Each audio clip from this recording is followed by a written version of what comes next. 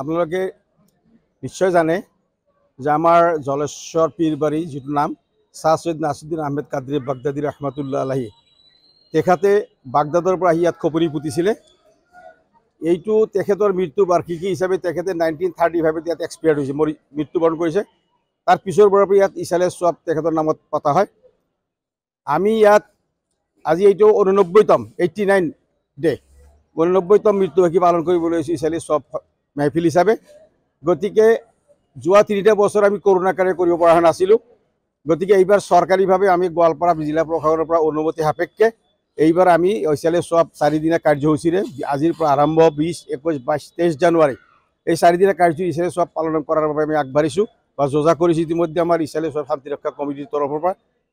তো আমাৰ 20, 21, 22, 23 তাৰিখে আমি আখৰি মনাজাত হ'ব। ইয়াত বিশ্ববাসীৰ শান্তিৰ কাৰণে দোৱা মাগফিৰাত কৰা হ'ব।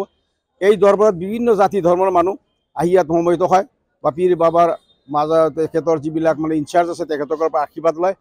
গতিকে আমি আশা কৰিছোঁ সৰ্বসাধাৰণ ৰাইজৰ পৰা ধৰ্মৰ পৰা ৰাইজৰ পৰা স্থানীয় যুৱ বন্ধুসকলৰ পৰা আপোনালোকৰ সাংবাদিক বন্ধুসকলৰ পৰা সৰ্বতৰ সহায় বিচাৰিছোঁ যাতে আমি 4 দিনীয়া কাৰ্যসূচীটো ইছালে সোৱাব শান্তিপূৰ্ণভাৱে উদযাপন কৰি বিশ্ববাসীৰ শান্তিৰ কাৰণে আমি দোৱা মাগফিৰাত কৰিব কামনা কৰোঁ।